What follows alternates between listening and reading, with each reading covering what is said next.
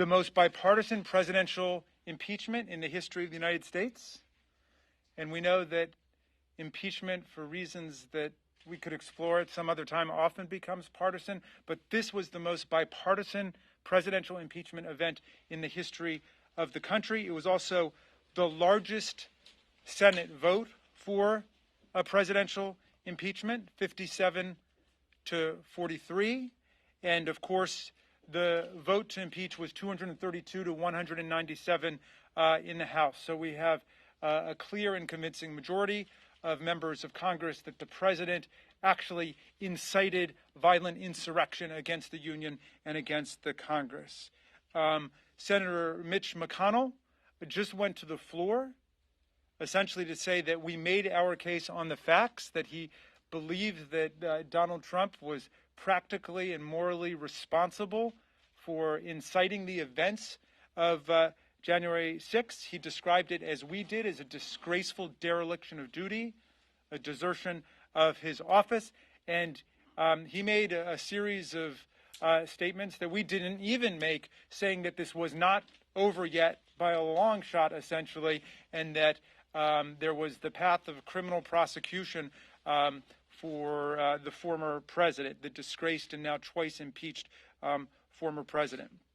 So the bottom line is that we convinced a big majority in the Senate of our case. I'm very proud of the exceptional hard work of these managers who worked through the night, many nights over several weeks, to make this case to the Senate and to the Union.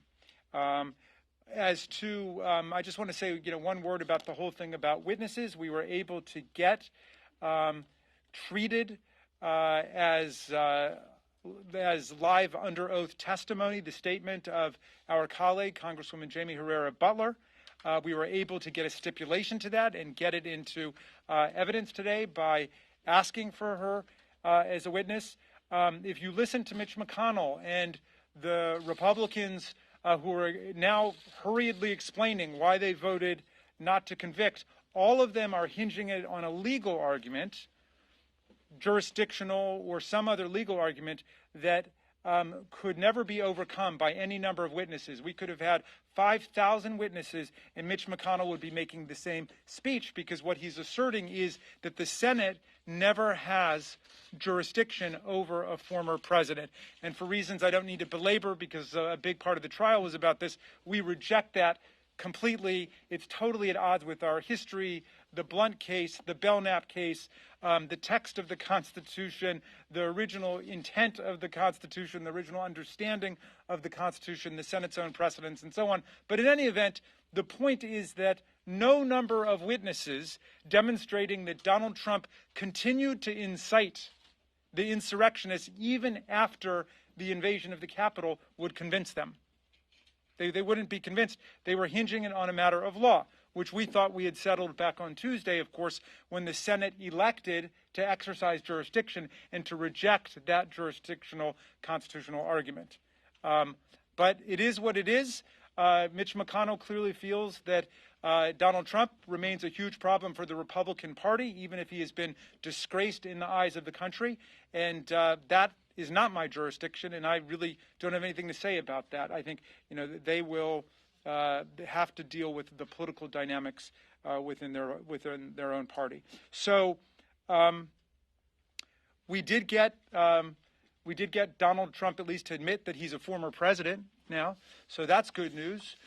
He's not asserting that somehow he's still president, and they're recognizing, at least in a de facto sense, the legitimacy of this presidential election, which, of course, President Biden won by more than 7 million votes and by a margin of 306 to 232 in the Electoral College.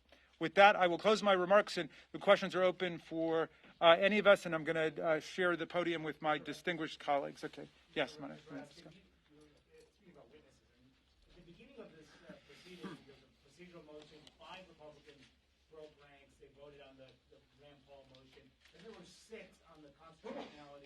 Today there were 7 who broke ranks on conviction. So what's to say if you didn't push harder on witnesses, tried to get someone who could provide shed more light into Donald Trump's thinking that you couldn't have grown the number of Republican defectors? All right. Somebody else want to take a shot at that? I thought I addressed that, but anybody else want to? Yes, please, Stacey. Listen, we heard from the minority leader, Mitch McConnell, that we have proven the case. He said specifically, the House managers have proven the facts of the case. And before we started yesterday, we knew when we rested with overwhelming evidence as to the facts of this case. These all jurors were also witnesses to the crime. They knew specifically what was happening. And then there was, we found additional information about Herrera Butler, which we, on yesterday evening, we decided that we were going to go after. And we got it. We got that information to further amplify what we had already proven there in court. There is no other additional witnesses that were friendly to us that were not there on the screen. The body cameras of the Capitol Police officers, how much more resonance would that have given to them than the actual seeing the day of the insurrection? Individuals that others of us would have liked to have called, like the president, who we invited, is in fact the defendant and does not have to testify. Other individuals who may have been there with the president were not friendly witnesses to us and would have required subpoenas and months of litigation. They are still litigating McGahn in Impeachment 1 a year later. And so we believe that we have shown that this president is a disgrace to our country. Mitch McConnell himself said that. These senators have decided to hang their hat on jurisdictional grounds which are not based in evidence, which are not based on the facts, and they will have to be judged for that. We have done our duty to the American people. Did you consider Kevin McCarthy at all as a possible witness? Let me introduce Speaker Pelosi, and I'll come to you next. Thank you. It had not been my intention to come to this press availability, however tempting it would be to sing the praises of our House managers on behalf not only of the House of Representatives, on behalf of the American people, and I have to say personally on behalf of my grandchildren, who drew great hope and inspiration from each and every one of you. We could not be prouder of your patriotic presentations, the clarity in which you presented, and again, the inspiration that you have been to so many people. So I thank you for that. When I see all of them, it reminds me that when we recruit candidates to run for office or we see them self-recruiting, we always say, and they'll say, well, I could be the president of my university, or I could be the head of my hospital department, or this or that. And so I have to think about whether I run for Congress. We always say, we don't want anybody without options. That's why we're looking to you to run, because you have options. That shouldn't be a reason for you not to run. But what we saw in that Senate today was a cowardly group of Republicans who apparently have no options because they were afraid to defend their job, respect the institution in which they served. Imagine that it would be vandalized in so many bad ways that I won't even go into here, and that they would not respect their institute. That the president of the Senate, Mike Pence, hang Mike Pence, was the chant, and they just dismissed that. Why? Because maybe they can't get another job. What is so important about any one of us? What is so important about the political survival of any one of us that is more important than our Constitution that we take an oath to protect and defend? But why I came over was because I listened to Mitch McConnell.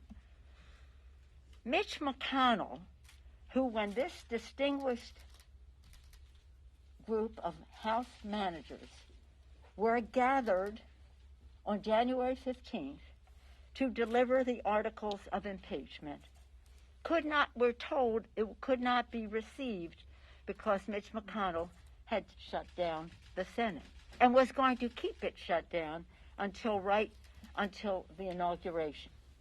So for him to get up there and make this indictment against the president and then say, but I can't vote for it because it's after the fact that he established that it could not be delivered before the inauguration. Now, when you think about January 6th, between January 6th and January 20th, you're only talking about just under 2 weeks, a day under 2 weeks. So the big lie, stop the steal, the big lie that you talked about, stop the steal, was the momentum for getting these people there on the 6th. They honestly believe, for whatever reason, maybe too much social media, whatever. Watch Social Media, that movie. So why they were thinking that was true, that the election was not legitimate, whatever the reason the president told them. So that's the 6th.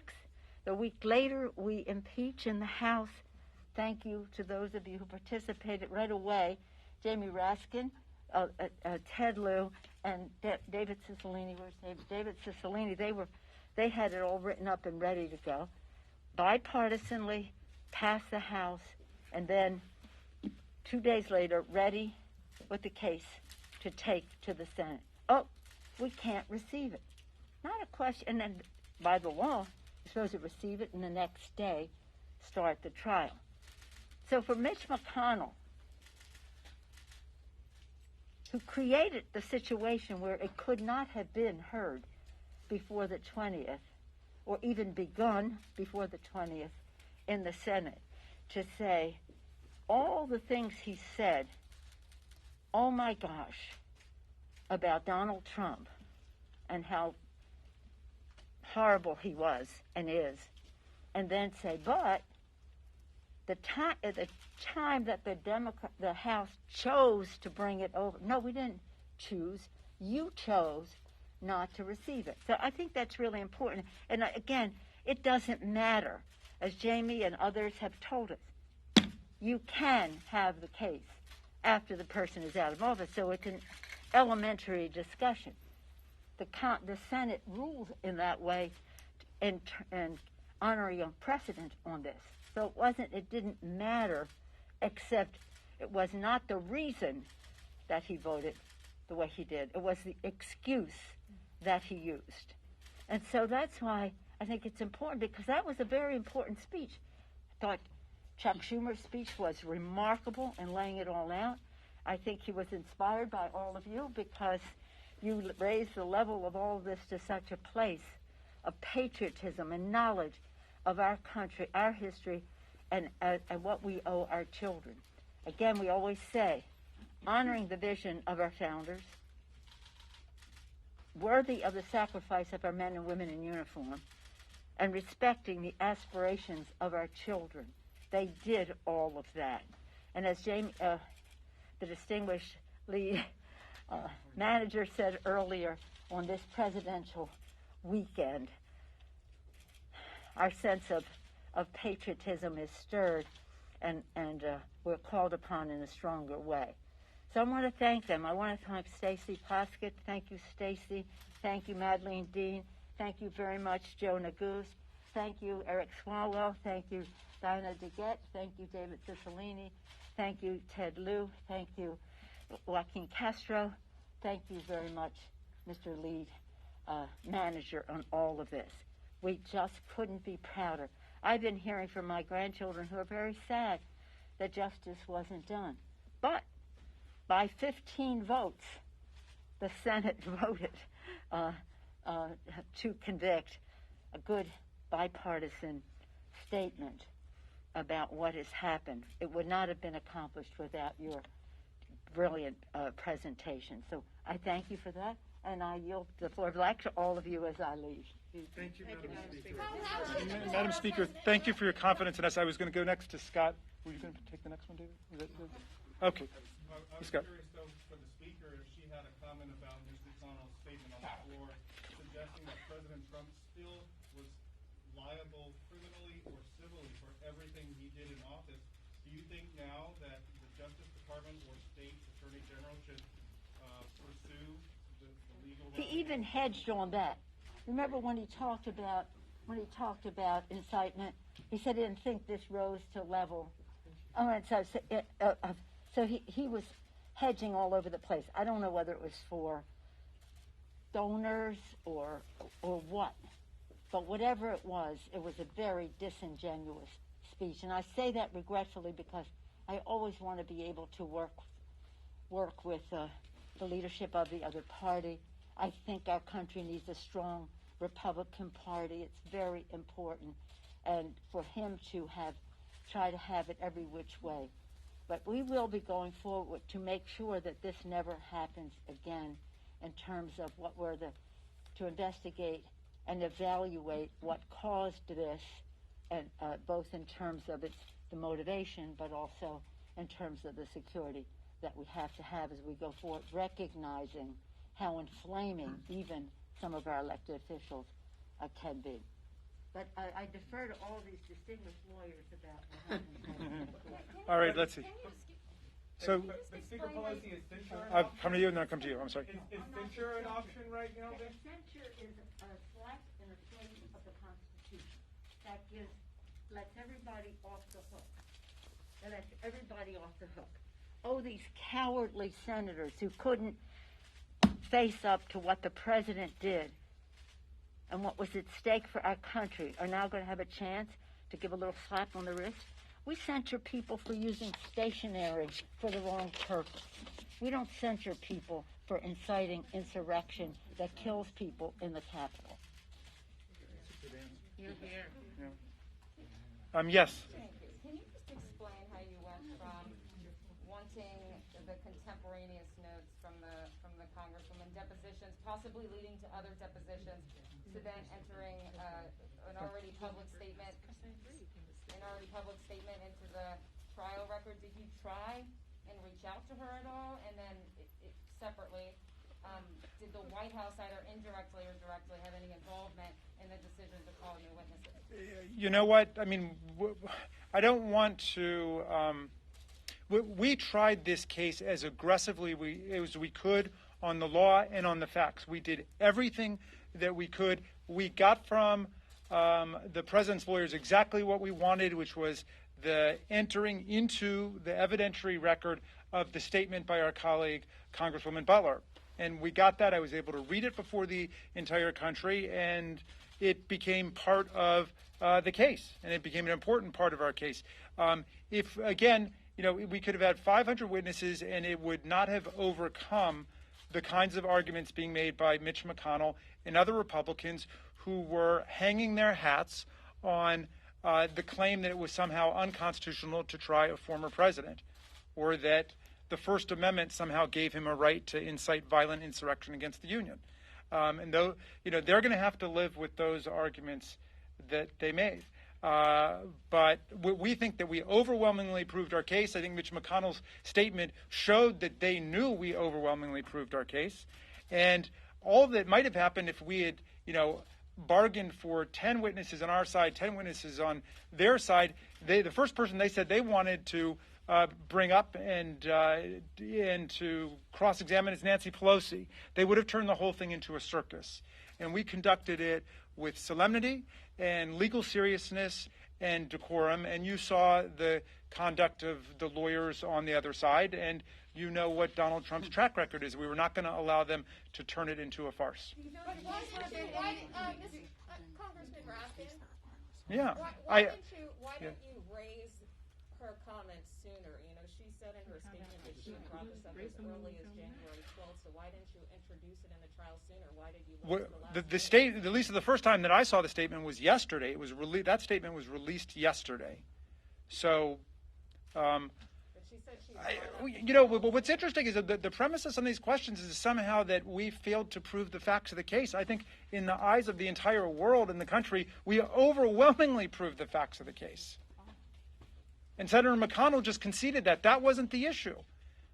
I think you got to talk to the the 43 senators who were basically saying no amount of facts would have made any difference to them because they didn't think that the president was subject to the jurisdiction of the Senate. That was the argument you just heard Mitch McConnell make. So forgive me for reacting strongly to that, but that seems to me to be a completely bizarre conclusion to these events, to say that somehow if we had just had one more witness, Mitch McConnell would have come over to our side. Just listen to his words. Yes. Congressman, thank you. Just to follow up on your earlier question, did the White House convey to you in any way that they did not want witnesses because it might draw out the process? Did the White House tell you they wanted a short, condensed trial? I never spoke to anyone from the White House or to President Biden or to Vice President Harris. None of them. No. And I made the call. So you want to blame somebody?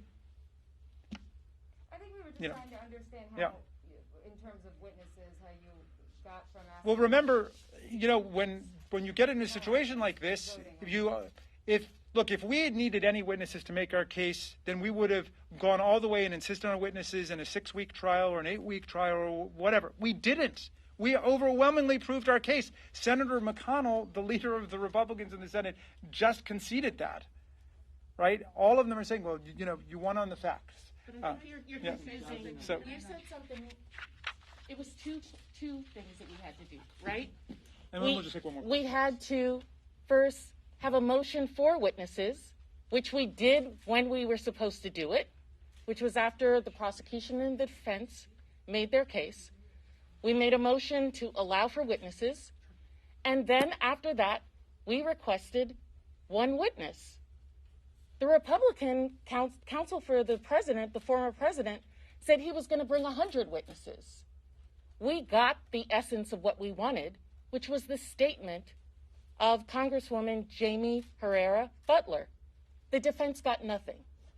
And I think that what you're doing is making a lot out of and dismissing the incredible evidence of havoc, mayhem, and what this president had done over a period of months to bring destruction to our democracy by talking about if you had 2 or 3 more witnesses, what was going to happen. One thing I would just add to it is, remember, there's a reason that the request for witnesses comes at the conclusion of the case, because we had an opportunity to see the former president's counsel, and decide whether we needed to provide additional witnesses. Don't forget, our case was filled with dozens of witnesses who were presented by way of video and statements and recordings. And it was only last night we learned about this new information, and we got the best of both worlds. We got that testimony in the record before the jury without any risk associated with it. And that's important to remember. This is a congresswoman who repeats a telephone call between Kevin McCarthy and the former president of the United States, in which Kevin McCarthy is pleading for help, saying, help us, we're under attack. The president first tries to blame another group, Antifa, and he says, no, Mr. President, these are your supporters, and we're in danger here. And he says, well, Kevin, maybe they care more about the election than you do. That came before the Senate jury through the statement that Mr. Raskin read. So we got the evidence in of the witness that we wanted to present, and that was a victory for us. The defendant, President Donald John Trump, was let off on a technicality. And that's essentially what you heard Mitch McConnell say, that they let him off on what they perceived, at least, to be a procedural issue, which was because of the constitutionality of the matter, they couldn't proceed to the substance. Doctrinal interpretation, both on the liberal side and the conservative side, strongly disagrees with that assessment, but they let him off on a technicality. And you also heard Mitch McConnell go up there and say, essentially, that we overwhelmingly proved our case, that substantively Donald Trump is guilty of inciting an insurrection. And it has been, I know for all of us, an honor to work and a solemn honor to work on this case. And even though we didn't get 67 votes, this has been the most bipartisan vote for impeachment and conviction ever. And we know that we spoke the truth on the Senate floor. And the American people, by and large, have agreed with us. And one final remark on all of this. This episode from January 6th on has been very taxing on the American people, ushered in a new era, thanks to Donald Trump, of political violence. And so, most of all, my reaction to the decision of a majority of Republican senators not to convict Donald Trump, despite the overwhelming evidence, is not only sadness, but also apprehension for the nation. Because as I said during my remarks, the defense counsel's main argument is that there's nothing wrong with what Donald Trump did, and he could do it all over again. And as a nation, we just have to hope that that isn't the case. All right, I think that we're going to close it up. I just want to remind everybody that this was the most bipartisan impeachment in the history of the United States. It was the largest vote in the U.S. Senate ever to convict a president who's been impeached. And it was the most bipartisan conviction vote in the Senate that we've ever seen in a case of a presidential impeachment. But there's one other number to look out for if you listen carefully to what's being said now after the trial. There are 57 senators who voted to convict on the facts in the law. Now, add to that the number of senators who say they believe that Donald Trump was factually guilty, but that the Senate didn't have jurisdiction or there was some other constitutional issue. But just take the ones who say, we don't think that we could convict him because of this January exception. He was able to get away with it at the end of his term. If 10 or 15 or 20 of them say that, that means you've got a supermajority who are saying that the president actually is guilty of his crimes, which we think we have overwhelmingly and convincingly demonstrated to the American people. Thank you all very much.